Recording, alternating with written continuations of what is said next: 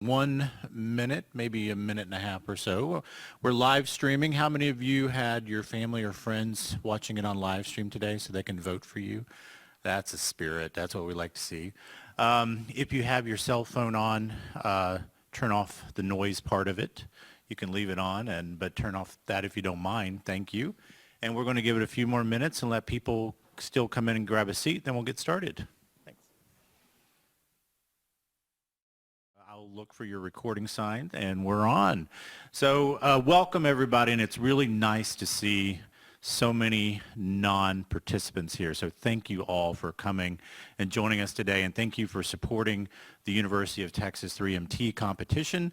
My name is John Dalton. I'm Assistant Dean for the Graduate School, and I've had the pleasure of working with and meeting all of our contestants on multiple occasions, and I think you're in for a treat today. So just for those of you who have not participated or watched the 3MT competition before, we have 10 contestants today who have all competed in a preliminary heat, who have all been successful and moved forward to the final round. Today is the final competition, and we will have some prizes to give out as well as announcing the winners a little later. So let me get to that. But first of all, I just want to say congratulations and good luck to all of our contestants. Will you guys raise your hands so the audience knows who all of our contestants are? They're all here. So why don't we get them feeling good about themselves and being here by giving them a round of applause and congratulating them.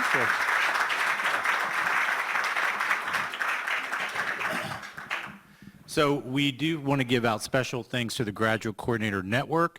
Every graduate department has a staff member that basically we could not live without, and that's the graduate coordinator. So for all the graduate coordinators who are here, thank you. Also to the professional network, they are today's sponsors. They will be providing the prize money as well as travel expenses for the winner to go to the regional competition in Knoxville. So please join me in thanking the Graduate Coordinator Network for their financial support.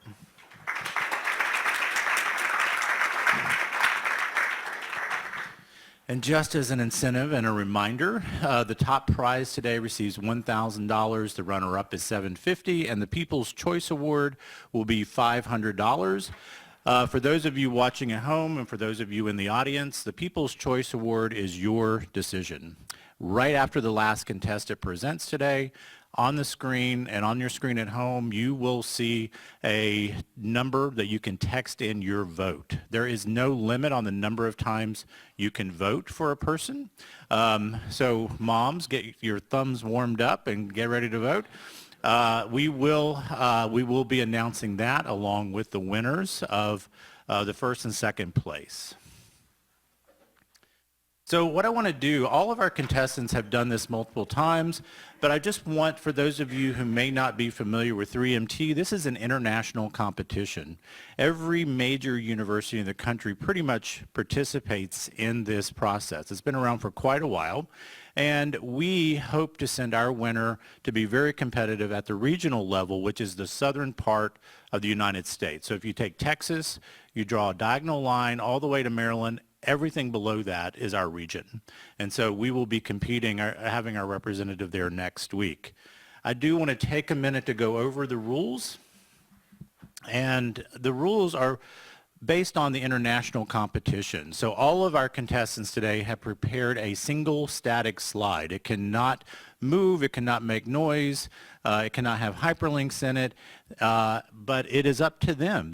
Some of them have designed them themselves, some have had help, and some have just used pictures and other things to demonstrate their point. It's a very important part of that competition. One of the hardest parts of the competition is the 3 minutes, hence the name of the competition. So we watch it very closely. In the back of the room for our contestants is a clock, and at the when that 3 minutes is up, you're going to hear this sound. If you hear that sound at the end and you go over, you're disqualified. And we're pretty mean about that.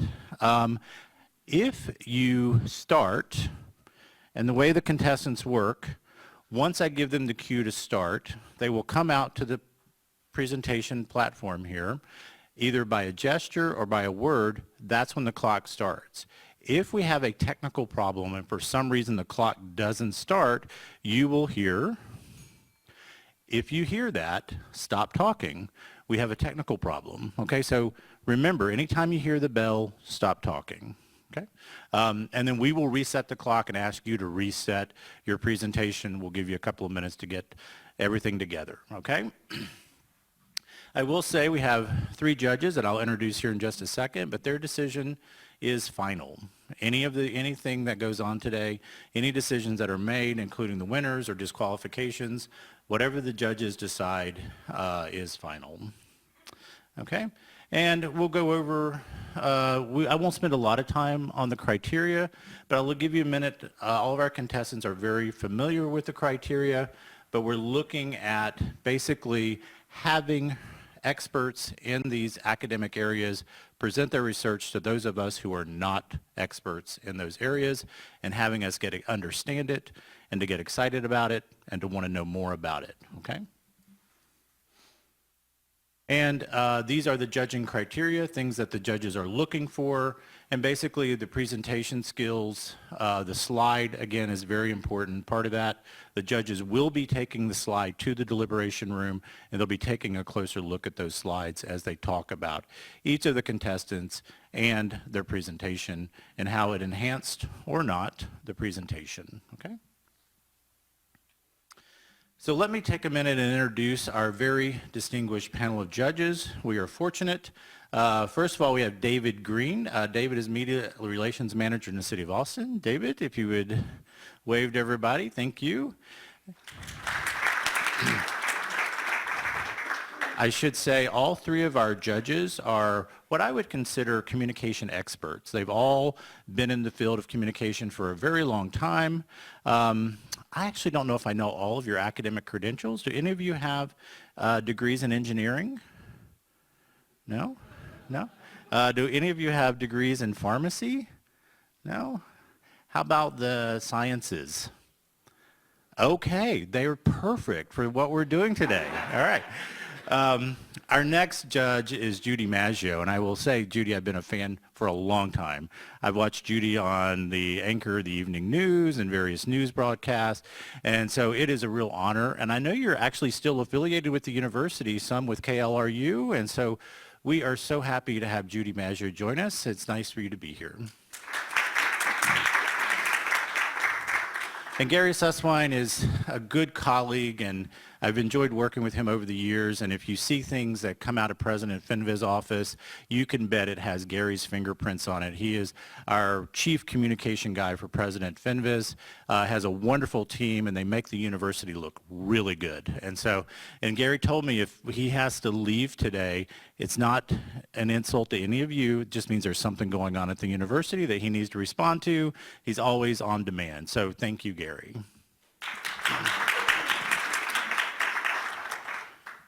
Okay, that's all I have to say. The contestants know how this works. We're not going to change it very much we're not going to change it at all from the format yesterday. So we're going to get started here. Judges, I will ask for your cue in just a second to make sure you're ready. We'll begin the competition. Thanks again for being here.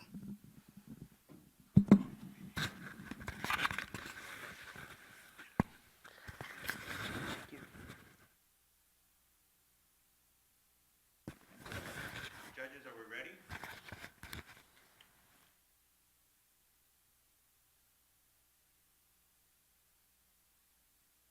The federal government recently authorized $300 billion with a B over the next 5 years for spending on improving and constructing roadways in the United States. About 90% of those roadways will be asphalt pavements. When an asphalt pavement fails prematurely, not only does it cost $1 million per mile to reconstruct that road of taxpayer money, but it's also one of the worst contributors to climate change and the destruction of the ozone layer. What you see up here is an asphalt pavement. That might be the kind that you like to drive on up at the top. But if you live in Austin, Texas, the one next to it might be more the kind you're used to driving on. These kind of damages have the costs that I mentioned before and costs to you as vehicle owners in terms of damage to your vehicle. What can we do to prevent this? Well, my research aims to answer that question. a lot of the theory revolves around testing the asphalt mixture that goes into the pavement. Now, what is an asphalt mixture? Asphalt mixtures are made up of two components primarily. You've got the aggregates, which are just a fancy name for rocks. You've got the asphalt binder, which holds the aggregates together. You can think of it like a Rice Krispies treat. So the aggregates are the Rice Krispies. The binder is the delicious marshmallow that binds it. Now, when we think about cracking in asphalt pavements, the thing that actually causes cracks most of the time is the binder. What I'm doing in my lab is aiming to figure out how we can test the binders to better understand why and how they form cracks, so that we can decide which binder we want to use before it ever goes out on the roadway and prevent those premature pavement failures. Down here, you'll see the result of what's called the poker chip test. It's a very simple test for testing asphalt binders. You put a little bit of the material between two steel plates, and you just pull it apart. You end up with a surface like that. My research, however, aims to go even deeper than that. We want to understand how do those cracks start forming before you ever see them at that scale. The photo next to it is an image of what we see when we use dark field microscopy, just a microscope with some crazy physics behind it to understand when the cracks are forming. You can see at the beginning, and then you can see once we've applied a small load, some of those cracks open up just a little bit more. If we answer this question, where are those cracks coming from, before we can ever see them with the visible eye, we'll have a better understanding of how we can prevent them from happening and which binders we can choose that have the most resistance to forming microscopic cracks so that we never see macroscopic ones. Thank you. Thank you.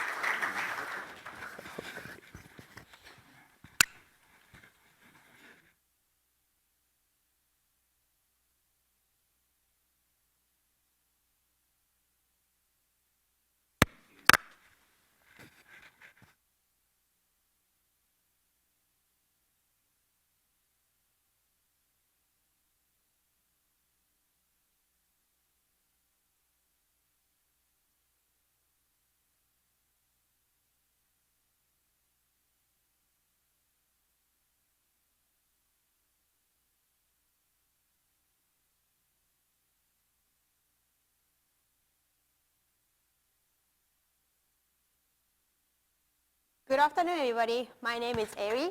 Today, I brought you one question. What do you think is the #1 cause of the death in America? It's not the cancer. It's not a traffic accident. The answer is ischemic disease. So what is this ischemic disease? Ischemic disease is defined by a disease caused by inadequate blood supply to the organ or a part of the body. Therefore, if it's happening at your head, it's going to cause a stroke. And if it's happening at your heart, it's going to cause a heart failure.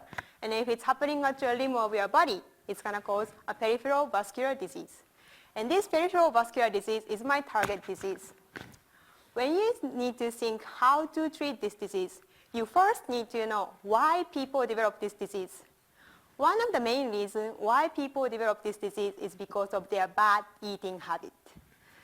If you keep eating a fatty food, the fat or lipid material will deposit on the wall of your blood vessel, and then this blood vessel will keep occluding, and eventually completely shut down your blood flow. The current golden standard of care for this disease is to literally reopening up your blood vessel by inserting a stenting or the balloon. However, this method is very invasive to your blood vessel, so that there is up to 40% of the chance that your blood vessel will reocclude again. Therefore, we don't want to use this invasive method.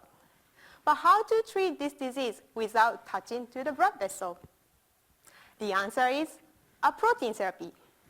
In this protein therapy, all you need is to just inject your protein, and this protein will enhance our natural power to regenerate your blood vessel and then restore your blood flow.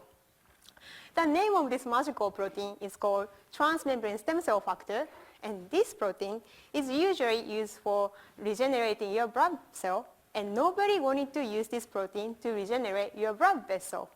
But we tried it for the first time, and it was very successful. Here is some result of an animal study. We injected our protein to the ischemic mice leg and waited for 14 days for the recovery. The red indicate a lower blood flow, and then the blue indicate a higher blood flow. We can clearly see a significantly higher blood flow recovery in the treatment group than the control. We are now trying this protein on a rabbit model and then hope to achieve a good result in a human clinical trial.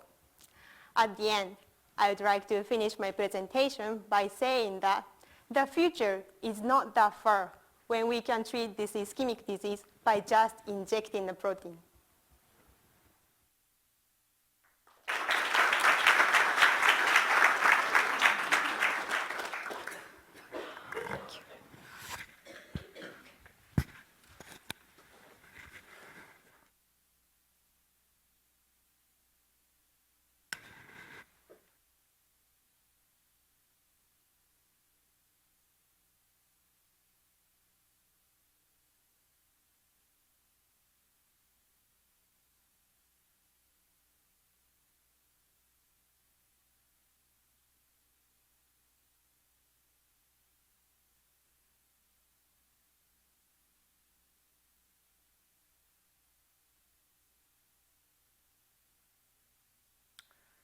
Every time you stop at a gas station to fill up your tank, in Texas, you pay an average of $5 in federal and state taxes.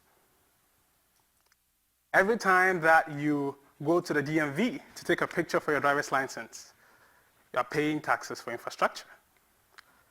Every time you forget to change the settings from toll to no toll on your GPS, and your phone routes you through a toll road, and you pay that dreaded $0.5 toll, you are paying for infrastructure. You are paying for pavements, you're paying for bridges, traffic lights, and roadway signs. In addition to oil revenues, in Texas alone, we are estimated to spend $70 billion on infrastructure development. I'll say that again, $70 billion. That means highway agencies need to decide what projects to do, when to do it, and where to do it. For example, do you fix I-35 or Mopac? Do you fix it this year or next year?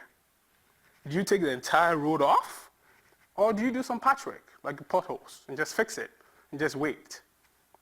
As part of making these decisions, it's important to account for the three goals of sustainable development: environmental, equity, and economics. My research helps in developing mathematical optimization models to aid highway agencies in allocating $70 billion. Why is this problem complex? Well, because these three goals of sustainable development have conflicting relationships. We all want smoother roads, but the more we fix the roads, the more asphalt we use, the more concrete, aggregates, and all that increases greenhouse gas emissions. That also means we need to close down parts of the road, which leads to traffic delays, more fuel consumption, and more greenhouse gas emissions. My optimization model was able to determine that if we are intentional about the process of integrating these three goals of sustainable development in the budget allocation models, we can reduce greenhouse gas emissions by as much as 60 to 70%. We can improve equity by being more equitable by up to 25% if we develop evaluation metrics. And we can also be cost effective while achieving these goals. My goal here is that the next time you pull up to a gas station to fill up your tank and you pay $5 in taxes, you know there's a guy here who's making sure it's spent in an economic way. Thank you.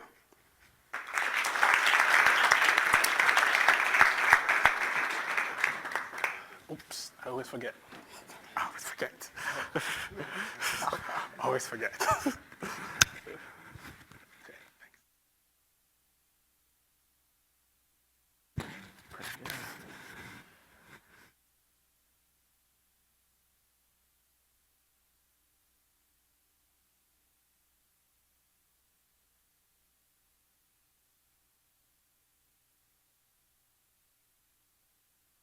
Over 100 years ago, a woman by the name of Augusta Dieter walked into the office of Dr. Alois Alzheimer seeking treatment, noting that she had lost her mind.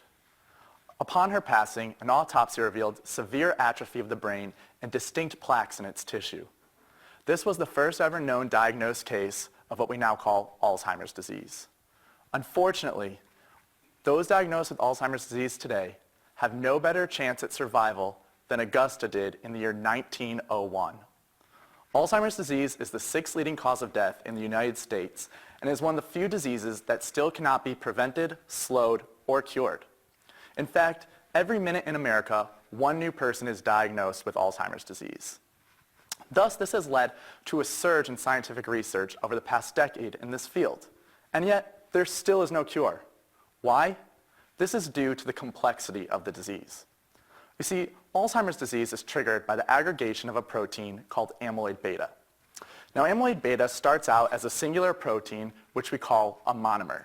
Yet in the disease state, these monomers begin to assemble into larger structures called oligomers. These oligomers then continue to build larger and larger structures, ultimately forming those plaques in the brain. Yet, this mechanism that I've outlined for you here today is actually way more complex than this, and this is due to the fact that at each of these steps, the protein can take on a multitude of possible structures. The inability to identify these structures and to stabilize these structures is what has largely hindered effective therapeutic development. Thus, this is where my research comes in. In our lab, we use porous materials to influence this mechanism. Now, when we say a porous material, think of a sponge. A sponge has a bunch of tiny holes in it, and we use those holes to bind and encapsulate the protein. Yet, in my research, instead of using a sponge, we use chemically functionalized porous silica. Now, this basically means that we have chemical groups and metal ions that have an affinity for the protein, and we bind that to the surface of our porous silica to direct this mechanism. Most notably, we have found that we are able to influence oligomer formation such that it is unable to aggregate to further larger products. In addition to that, we have found that by modifying the chemical groups and the pore sizes, we're able to influence the size and structure of the resulting aggregates. This has major implications for therapeutic development, and that now allows for them to have a target to design therapeutics for. During the time it has taken for me to give you this talk, 3 more people in the United States have been diagnosed with Alzheimer's disease. It is my hope that with this research and similar research, this can become a statistic of the past. Thank you.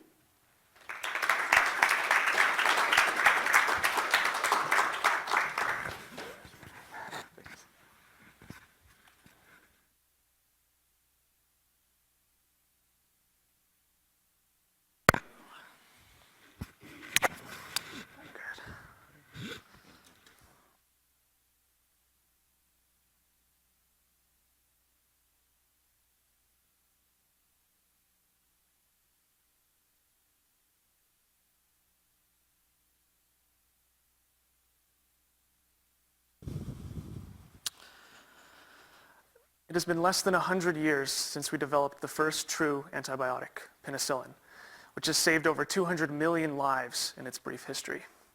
But unfortunately, as biology does, these bacteria are evolving to resist the antibiotics that we use to fight against them, a problem known as antibiotic resistance.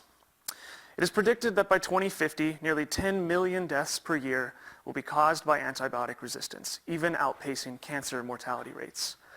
Even more, within the last year, the World Health Organization has reported, quote, a serious lack of new antibiotics under development for the growing threat of antibiotic resistance. So my personal journey with this problem was spurred on when my grandma was hospitalized when I was in high school. She was being treated for liver failure and became infected with MRSA, a highly resistant strain of bacteria. The infection significantly weakened her immune system, and she passed away a few weeks later. To tackle antibiotic resistance, I am engineering yeast to brew new, better antibiotics. But what makes our antibiotics better? Well, my lab has developed certain genetic tools that allow us to randomize the antibiotics that we're making with our yeast. So what this means is that Sometimes we'll make a great new antibiotic, but oftentimes we'll make bad ones because we have this huge randomized pool. So the question then becomes, how do we sort through to find the best antibiotics? We do this by blowing bubbles. So imagine what happens when you blow a bubble. There's air. Air becomes trapped within the bubble, right? But we have an instrument in our lab where instead of trapping air within these bubbles, we can actually trap one yeast and one bacteria cell, which is pretty incredible. So if we zoom in on one of these bubbles, what we see is we have our engineered yeast, the good guys, producing an antibiotic, and we have our bacteria, the bad guys, fighting for their lives in what we like to call bubble battles. So there are two outcomes of a bubble battle, right? The bacteria either die or survive depending upon how effective the antibiotic is. And so we can sort through millions of these bubbles at once. And we've developed a system where the bubbles actually glow if the bacteria are dying. So that tells us if we have an effective antibiotic. But the real beauty of this system is not just that we can find one antibiotic for a single strain of bacteria, like the MRSA that weakened my grandma's immune system. We can find antibiotics that are effective against any strain of bacteria using this system. Antibiotic resistance can affect anybody at any time, and I don't want any of you to lose a loved one to an issue like this. So using this bubble sorting technique and my newly empowered yeast, we can now fast track a solution to the global issue of antibiotic resistance. Thank you. Almost ran away. Thank you.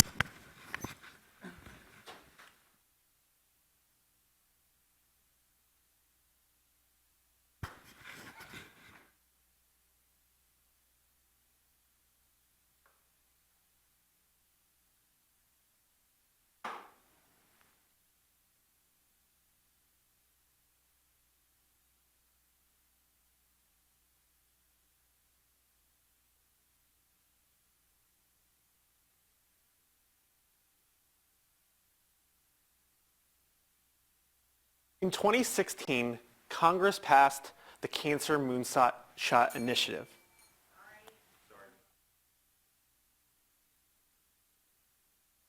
Breath, John? We'll try again. Yes. All right.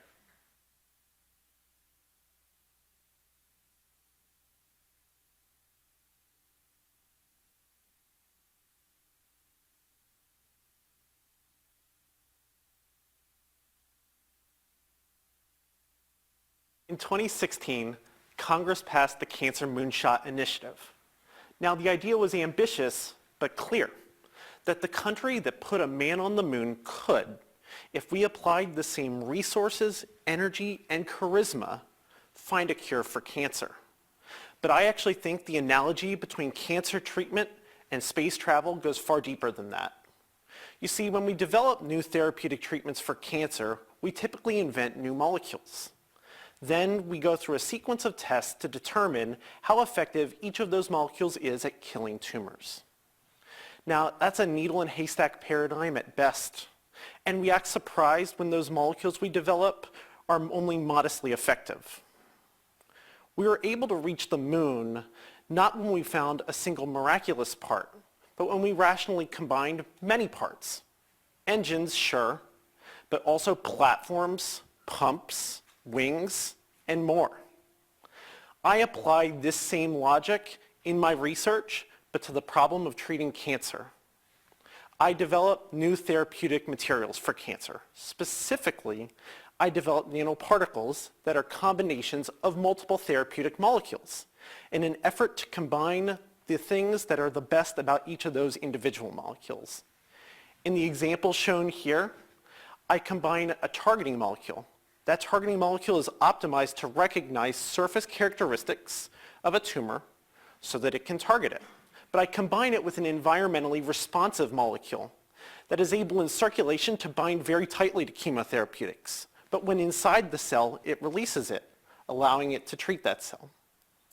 Now, in the absence of the targeting molecule, the particle containing chemo drugs would distribute to all cells, deliver within all of them, kill all of them.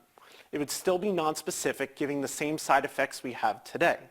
The therapeutic molecule by itself could detect the tumor very well.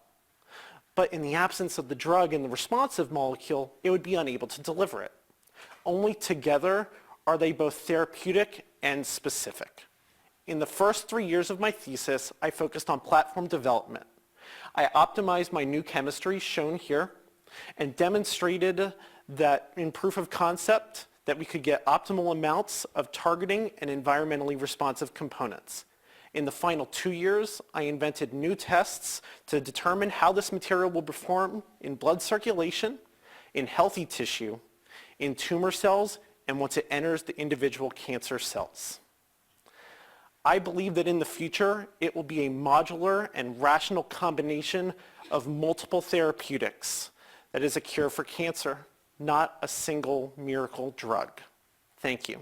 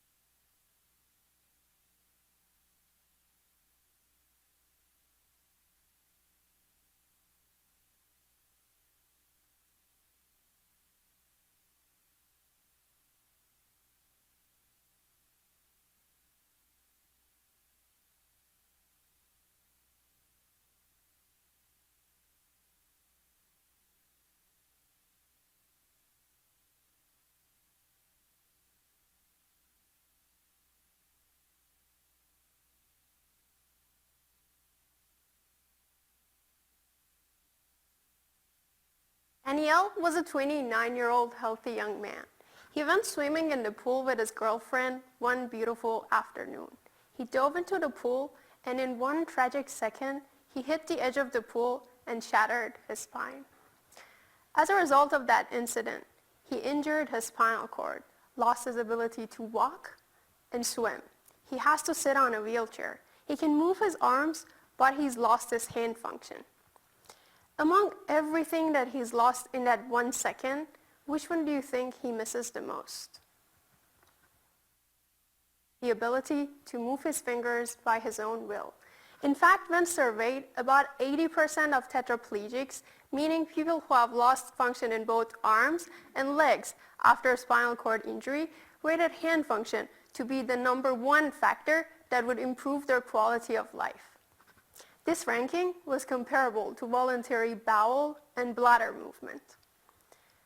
Without hand function, the most basics of daily activities such as eating and showering are severely affected, let alone the fancier tasks, like writing or shuffling cards.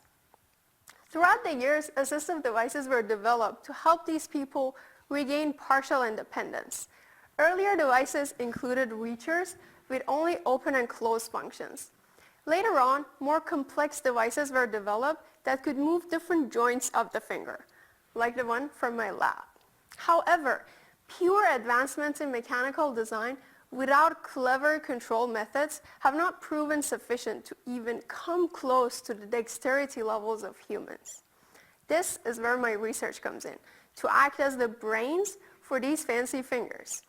I worked to develop accurate mathematical models of the fingers, the assistive device, the object of manipulation, and the interactions between them. These models explain the mappings between the control, commands, finger movements, and the positions and forces at the fingertips. This means I can send the right commands to the motors to locate the fingertips in desired positions in three-dimensional space and to provide just the right forces at the fingertips to fulfill a task, whether it's grasping a hammer or holding a dandelion. With this, not only we can do simple grasps with opening and closing of the fingers, but also we enable fine grasping and dexterous manipulation.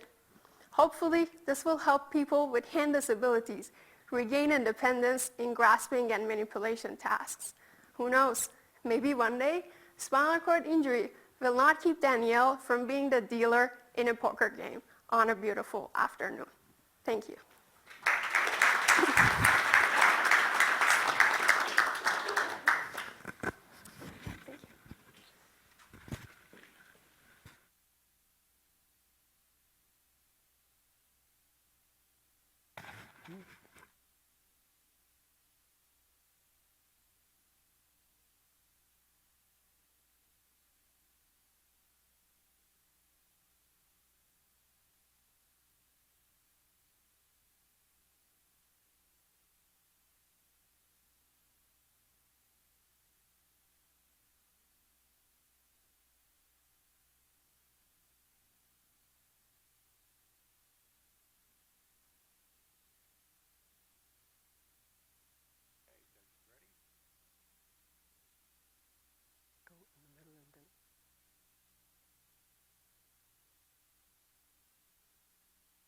14.5 million hours.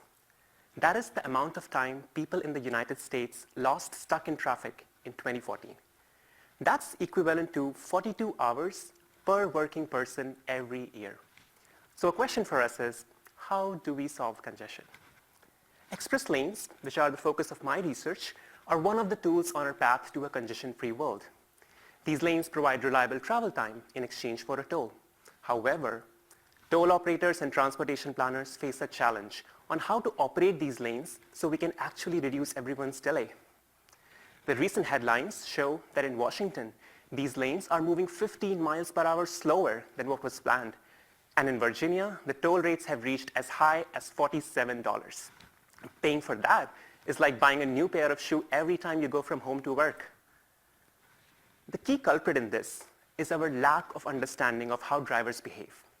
At every fork in the road shown by the red arrow, a driver has to decide whether to pay the toll and hop onto the fast lane or gamble for a lower toll at a future entry point. So drivers make what I call sequential decisions. These decisions are influenced by several factors, like how urgently you want to reach your destination, what is your income level, what information your phone app is telling you, and sometimes just your mood. And the current pricing algorithms ignore this behavior and use simpler rules of thumb, like increase the toll when there is high traffic and decrease otherwise, which can be far from efficient, as these headlines show. So this is the focus of my research. Improve the efficiency of existing express lane operations so we can reduce everyone's delay. I focus on two stages. First, borrowing the tools from computer science research on analyzing the sequential decisions, I developed improved driver behavior model. These models can predict how a driver with different characteristics like high income or low income will make different decisions. Second, I use this model to improve the tolling algorithms. The key to a better algorithm is predicting how a toll, say 50 cents, is going to impact the congestion differently than a different toll, say $2. I incorporate this and optimize over the toll set. And when I test it on the Dallas Express lane in Dallas, my algorithm saves each traveler 4 hours of travel over a peak period. That is 4 hours every year more than the existing algorithms. This saved time can lead to reduced vehicular emissions by up to 10 to 15% and more happier drivers. And guess what? The maximum toll charged is only $2.5. So even though we cannot turn back the clock, my research can bring back to you some of those 42 hours. So you can spend it on things that you would truly care about. Thank you.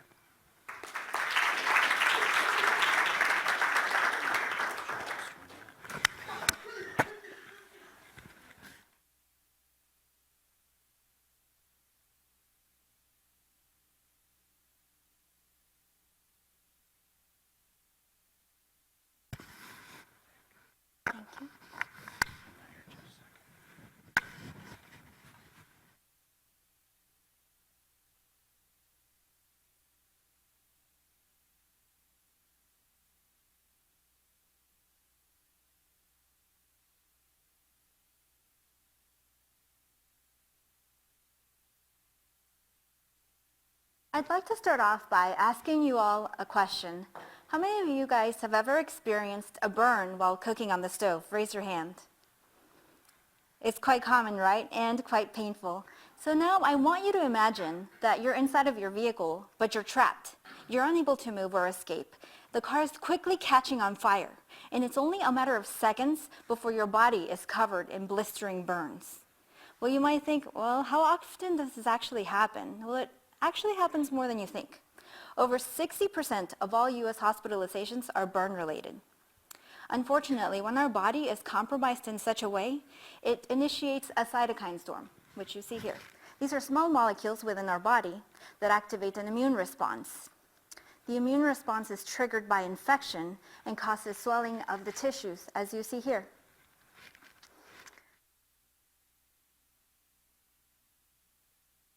Unfortunately, for these people who arrive at the hospital with the severe burns, they end up acquiring this infection, and it's normally due to organ failure and sepsis. Now, sepsis is another slew of problems, and I'll describe exactly what that is. Sepsis can be described as a blood poisoning condition, which is normally caused by pathogenic bacterial, viral, or fungal infections. When these people arrive at the hospital, they acquire sepsis because they've lost their protective barrier, their skin, as you see here. And unfortunately, their body has activated an immune response. For these people, the mortality rate races from 40% to 60% and continues to increase as much as 7% for every hour that it is left untreated. This means that if you were stuck in that vehicle, the chances of you surviving are slim. Now that I've described the problem, I'd like to tell you a little bit about what we're doing to solve it. My research is dedicated to identifying genetic and protein markers that are in the blood that are key indicators of onset sepsis. To better understand these biomarkers, blood samples will be taken from patients upon arrival to the hospital and every 6 hours until they have either recovered or acquired sepsis. Over time, we will generate a list of these biomarkers and compare their genetic expression levels to those people who did not get sepsis. As you can see here, this graph represents, in the black bars, the genetic expression levels of the persons who got sepsis and is being compared to those who did not in the gray bars. By identifying a signature profile for these biomarkers, we will learn to early detect sepsis, giving physicians an opportunity to treat and prevent this deadly condition. Thank you.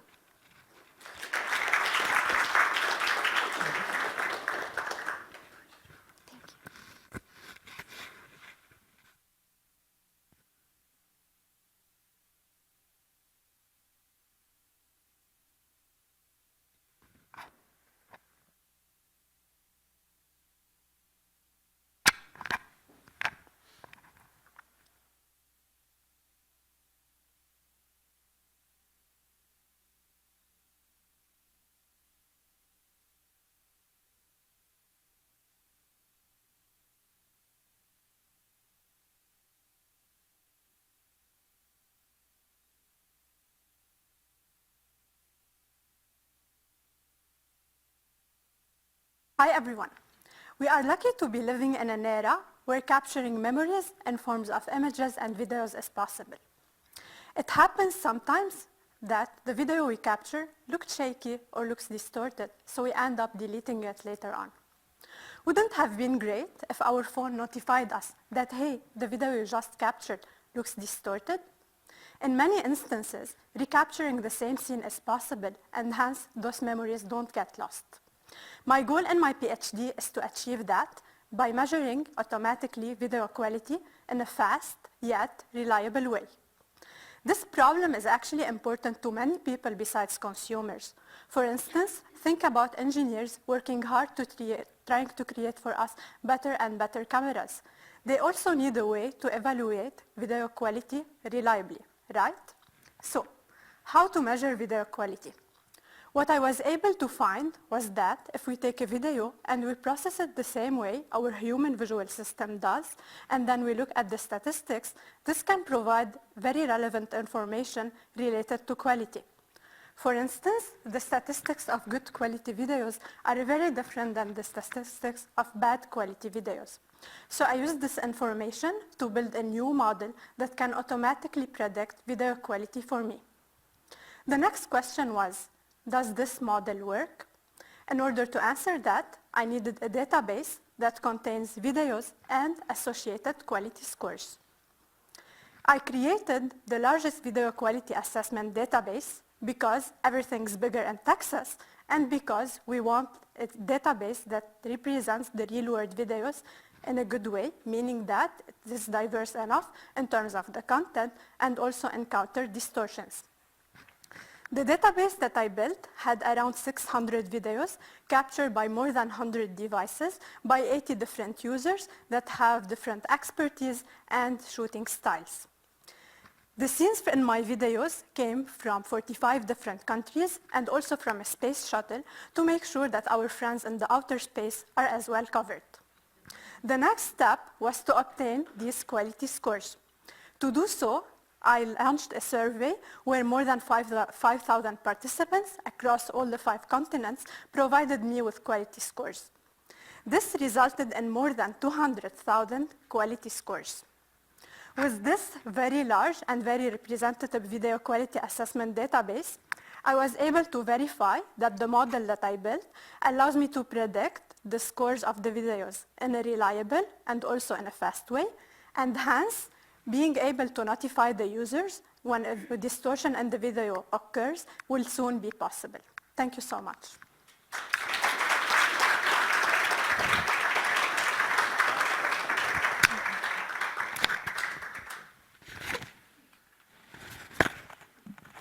Okay, let's give one more round of applause to all of our contestants. Thank you.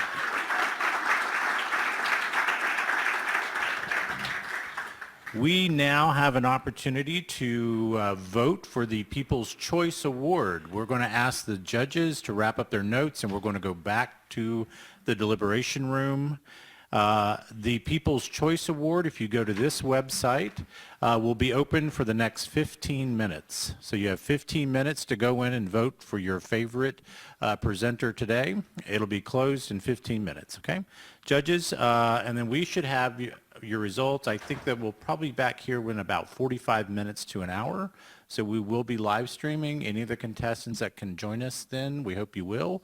We hope all of you will come back and join us again in 45 minutes or so, okay? Thanks a lot.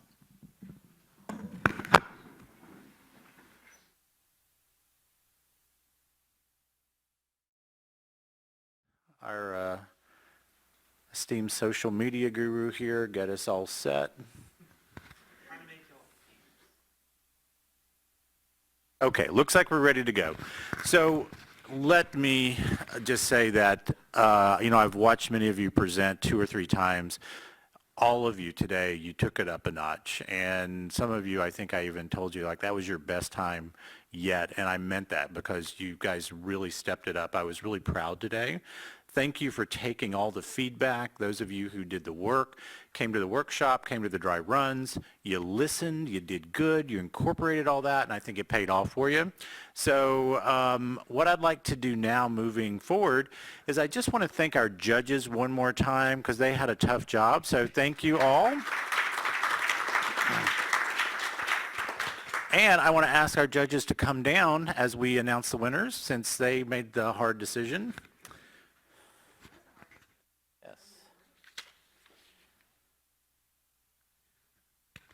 Okay, and then I'll let the guys with the cameras back there tell us where you want people stationed right here in front of I think? Okay.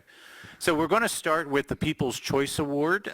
This is it's not really a popularity vote, but in some ways it is because people get to vote on who they liked. I will say a lot of you rallied a lot of support out there, hundreds of people.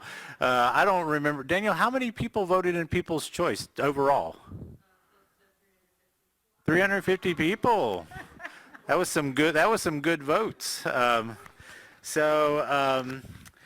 People's Choice Award this year goes to Venkatesh Pandey. So yay, People's Choice. So come down, congratulations. And that's a $500 prize, so we're very pleased. And so we're going to get some pictures here with our judges. I'll get out of the way.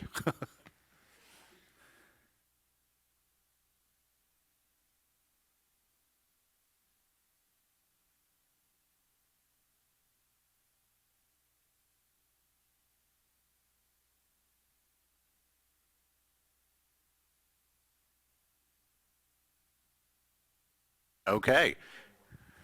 We got them? Okay. So our second place was decided by our judges, and this person, in the event that the first place winner can't go represent us at regionals, will represent the University of Texas at the regional competition. So Michael Lucas, you are our second place winner. So come down. Congratulations. Thank you so much. $750 for Michael, so not bad. Let's get some pictures with our judges.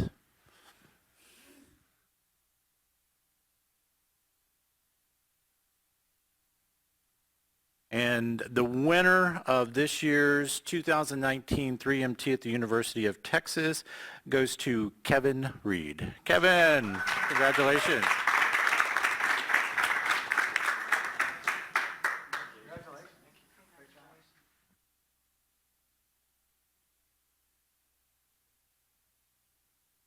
Yay. Now, if we can have all, and thank you to everyone for coming. Really appreciate it. Again, if you're not graduating, I look forward to seeing you next year. And the competition, it was very impressive today. So let's give them a round of applause. Thanks, everybody. So if our winners will come down, we're going to do some more photographs as a group.